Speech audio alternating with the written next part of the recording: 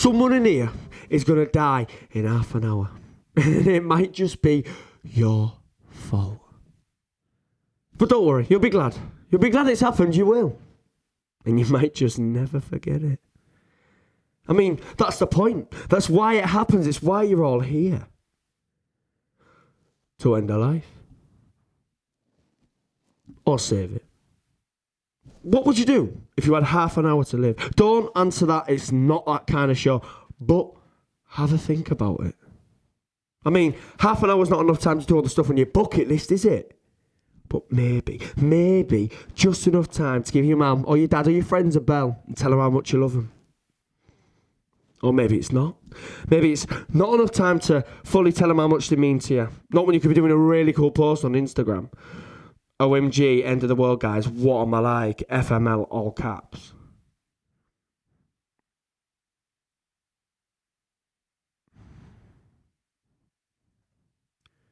You'd be too polite to leave this performance, wouldn't you?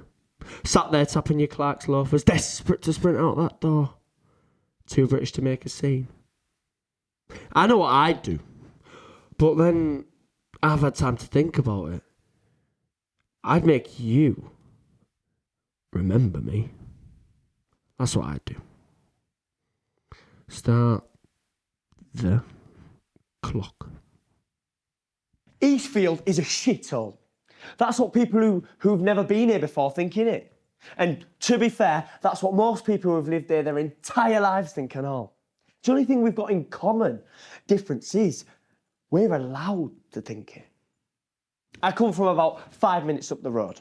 And apart from a school trip to London where we got kicked out of all the museums for dicking about and the odd bus ride into town to buy new clothes, I've spent 100% of my 18 years in Eastfield. I'm Eastfield born and I'm Eastfield bred. So on the subject of is it shit here, I'm an expert. I'm well researched. Stickers on the chase and I'll nail it. That'll be C, Bradley, PC, Dickon and Plastic Sue. 100%. You're 4 or 5 and you wander in the streets because your mum and your new dad need time for a chat. So you've got to get out of the way. But every corner you turn, you're stepping in yesterday's broken glass. Stella, 8% cider, puke, dog shit, fag ends, every street, everyone, every day. Your outlook on normal gets a bit messy, doesn't it? Because being a kid in Eastfield, every day you'd smell weed or find a little empty bag of coke on the floor or a needle by the flats or see a divvy in the top shops with no teeth. And that's not normal. Everywhere else in these gentrified middle-class homesteads, that is not normal. It's not what a 6, 7, 8-year-old should be seeing. But I saw it every day. There's good stuff too. There's got to be, haven't there, or you'd go mad. And I know it don't sound like much, but when I think of happy, I think of here. Playing on the field across from my house. Me and my mate Kyle, we'd spend thousands of hours playing. T-shirts for goalposts, or getting covered in dirt because we were making a potion in a puddle by the side of the road. There was this big ass weeping willow on the way to the Eastfield pub. And if you snapped off a branch, you could strip the bark off, get a sticky rubber wood, put it on the end, then peg it, and then would just fling off and go for miles. Kyle licked the bark once. He said it tasted like melon. But I won't have none of that, because when has Kyle ever tried melon? It helps to remember stuff like that. It helps put all the knife crime stats into perspective, doesn't it?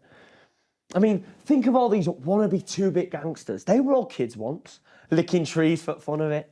Baby big men making potions in puddles. Top tier drug dealers nicking sweets and then crying when they got caught. I'm about 9 and I've gone into the Go Local with empty pockets, walking around looking for something to fill them.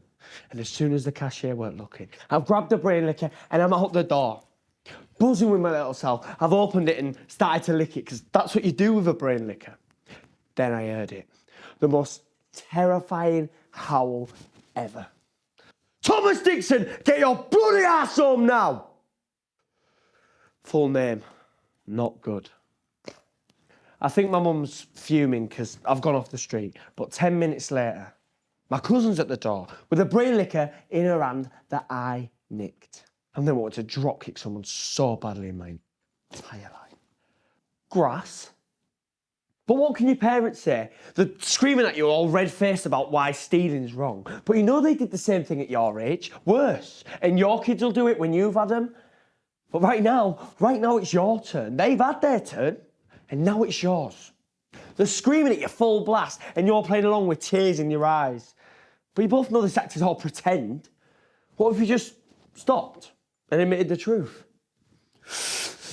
Well done, son. Try not to get caught next time, though. Try buying one thing and then pocketing the rest. It makes it look less suspicious. Thanks, Dad. Proud of you, son. Then what? If you're off one of the nicer estates, I imagine your rites of passage are about reading the Harry Potters or going to Disneyland or getting bought your first car. VW Polo with dual climate control and no black box. Mine were about getting a chase off a crackhead. Or being given my first car by an uncle who I barely remember from when I was a kid. Apart from that one time when he got kicked out of the family do for being off his face. My rites of passage aren't exactly as useful on your CV as volunteering in Africa on your gap year, but they aren't any less interesting. There was this abandoned farm. I don't know how we came across it, it just became a thing one day. We'd all tear about up there, playing games and smashing windows and shit. And one day, we climbed up into the top of the stables and there was loads of these old cushions and pillows and these big sacks that were like bags for life on steroids. We threw them all down and made a massive pile at the bottom. And then we climbed up onto the roof and jumped off, or fell off, or did a front flip off.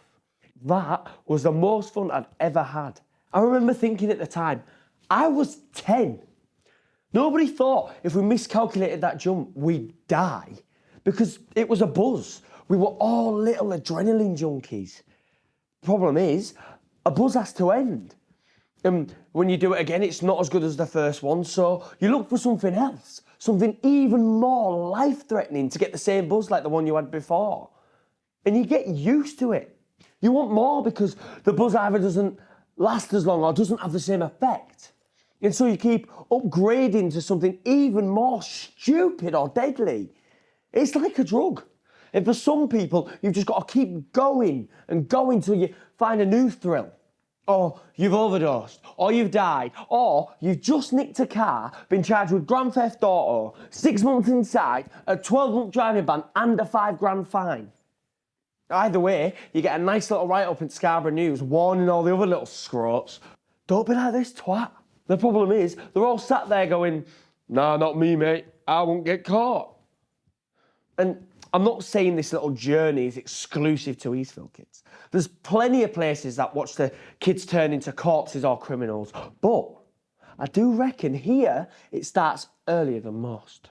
Gets its claws into you. As soon as you can walk, that monster climbs out from under your bed and into your head. Do it. Fuck it up. Nobody cares. Tells you every time you dare to think about who you want to be. Get your scumbag little head down. We are hated. It's in the papers. We are feral, knife-carrying, drug-abusing little rats. And these streets are a battleground between us and them, between the good people and the bad. And you don't get to be a kid for too long when that's what you've got to aspire to. I could give a fiver to any kid round here just to shout bell end at the first adult that they see, and they do it. Like, no questions asked, anything for a story. Or is it just easier to think, fuck it, when you've been looked at like scum your entire life? Oh, watch it. There's an Eastie kid there. Get your phone in your bag and don't make eye contact. How many of you actually live in Eastfield? Thought not. Fair? I mean, who'd want to live in the rough end when you can afford to live in Caton or Scorby or Stepney? You stay well clear or you get out as soon as you can afford it. And that just leaves us, doesn't it? Us poor and washed, dragging ourselves along from cradle to rave.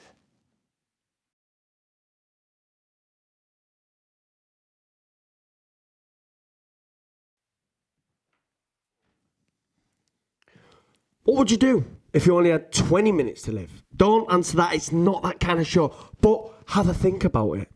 Thing is, this time it's not just you, it's everyone. In 20 minutes, the world's going to get blown up. Like a disaster movie. Except this time, there's no Chris Evans running past you with a shield telling you to take cover. No Iron Man shooting rockets out of his hands. No Hulk.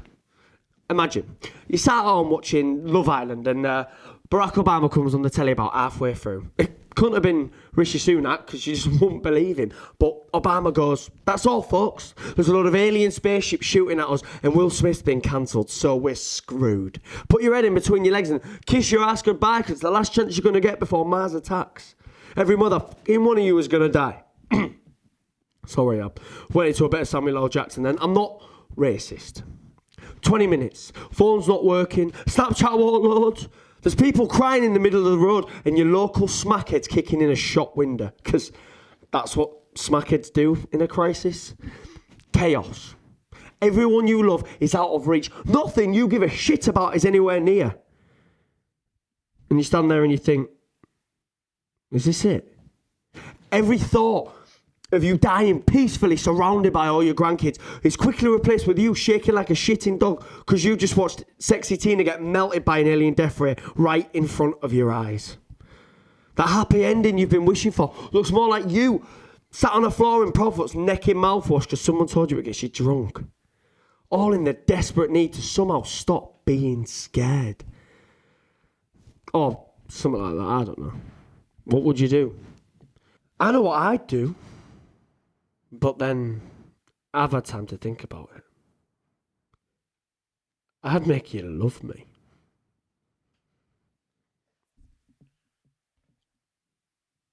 And I do mean make. There's a necessary amount of force required. And it's not easy, believe me, because there's a problem around here with the youth.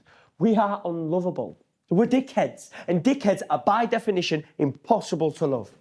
You can like a dickhead, or find them funny, or stupid, or annoying, but you'll struggle to love them. They'll let you down at best, and worse, they'll screw you over. Dickheads are only looking out for themselves. Dickheads don't care. Dickheads put bricks through shop windows and write "Dickhead was here" on a new white wall. Dickheads are dickheads. They scare your family, stress out shopkeepers, and keep all the old grannies hidden behind the net curtains. Mr. and Mrs. Old, you haven't left the house in over 500 years because of what you describe as the hateful gang of dickheads ruining the neighbourhood. What have the young people of Eastfield been engaged in to make you feel that way? Shocking. And could you describe what they look and sound like? Shocking. That is awful. I don't know how you do it. And finally, what is it they do that you hate the most? Antisocial, knife-carrying, drug-abusing, thieving scumbags. Hanging's too good for them, bring back national service. Shocking words there from two people who are so old they must be right. Two people who are so old they've forgotten they were young once too. The new generation of teenagers has arrived to piss people off. And the new generation of old people have arrived to be pissed off. It just repeats. I asked my great nan what she got up to when she were a teenager. And she said she'd come into Scarborough on a Sunday afternoon to watch the boys fight. And if you were lucky, they'd have a knife. It's all the same, innit?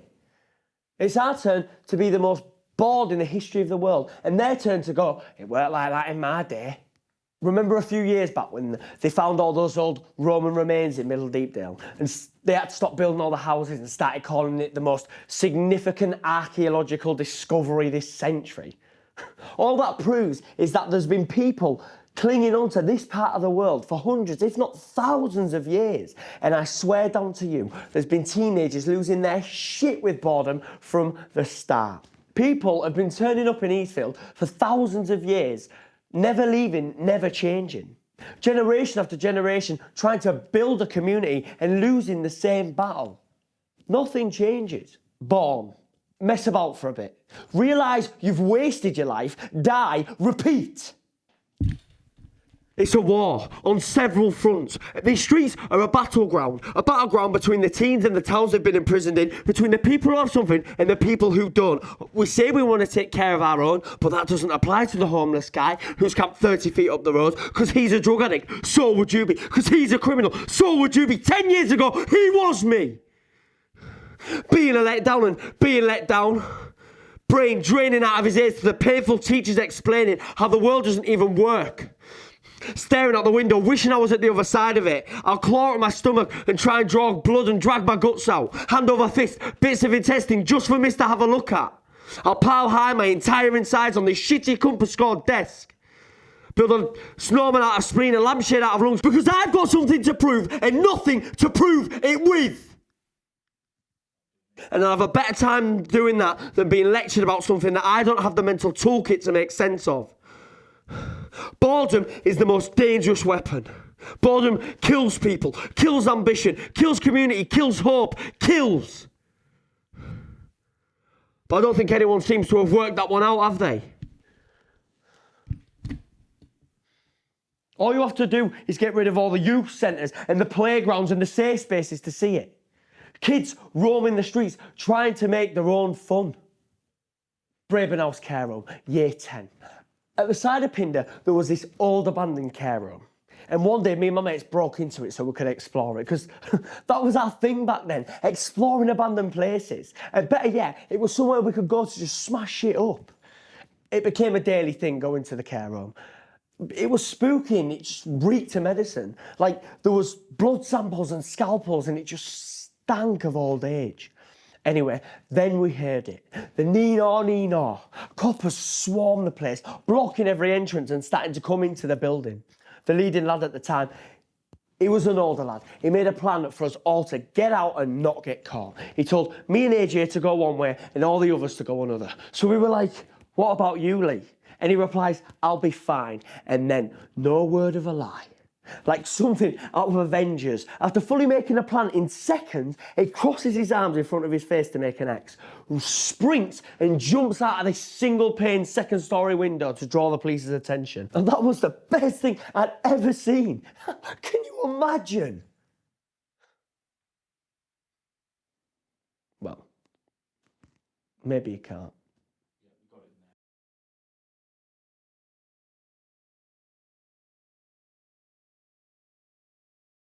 What would you do if you had 10 minutes to live? Don't answer that, it's not that kind of show, but have a think about it.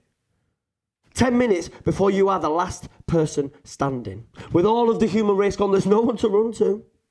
You'll never hold another hand or kiss some lips. You'll never look into another person's eyes. Would you snatch every last moment before planes started falling out of the sky? Before you were the last statement on humanity?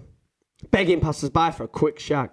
Or would the realisation that you've got less than an hour before the power cuts out blow your tiny mind? Because that's less than an hour to Google where all the nuclear power plants are, so you can find the best place to be when all the fail-safes end in under a month and there's a full-on nuclear holocaust. I saw a thing on YouTube. There'll be no more of that though. No more Netflix, no Tinder, no porn. How dark it'd be at night. How scared you'd be. Would you want to do the right thing? Steal a car, even though technically everything's yours now, so it's not really stealing. Drive it to the nearest zoo, set all the animals free. I bet by the time you got around all the cages, you'd come back to a lion chewing its way through a tasty meerkat. You'd feel like such a twat. But not as pit of the stomach gutted as you'd feel after spending years being tracked by a troop of coked up killer baboons that you set free personally just to hunt you down. Would you run through the streets shouting about the end of the world? Or sit and wonder why you're so special? Why you've been left out of a mass extinction, panicking that it's just an admin error? Nothing to lose, everything to gain. Say what you've always wanted to say. Throw your tea at the wall. Jump the counter and snog that fit barista in Costa. Gun down the shitty KFC you used to work at. Whatever. Because when you're running out of time to get people's attention, you're just going to have to demand it. I know what I'd do. But then I've had time to think about it. I'd make you hate me.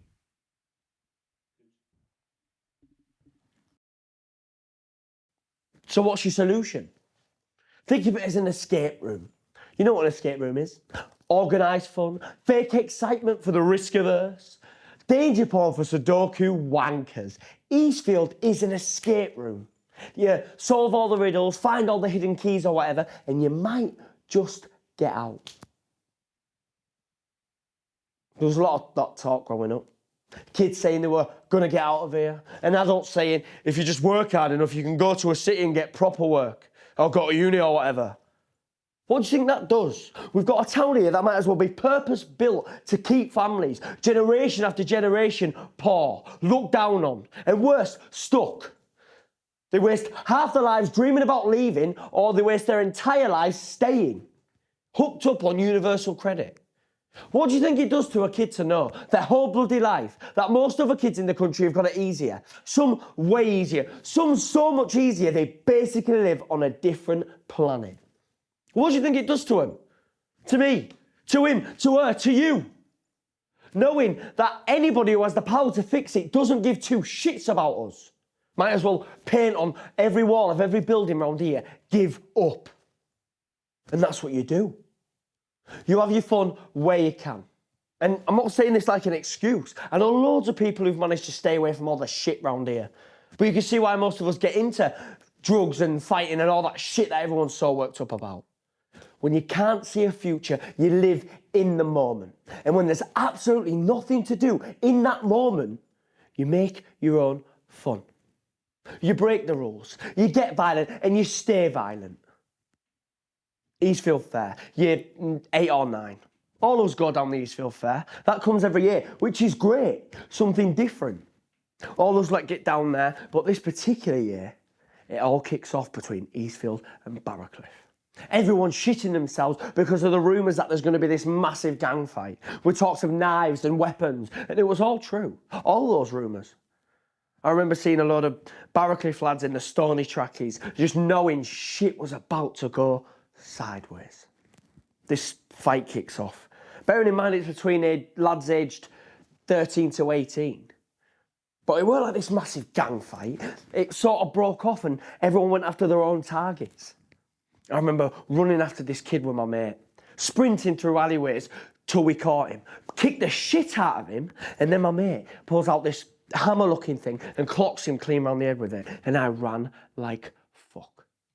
Thinking I ain't getting involved with weapons and shit. Next thing I knew, I'm getting a call telling me that that kid's been carted off in an ambulance. Everyone went to school the next day. Like nothing had even happened. Never did find out what happened to that kid. Nah, he probably deserved it, didn't he? Just another little scumbag who didn't know shit from clay. Just another stupid little scraw loitering about messing the place up. I should have finished the job, eh? One less criminal, one less number on the knife possession statistics. It's all he deserved, innit?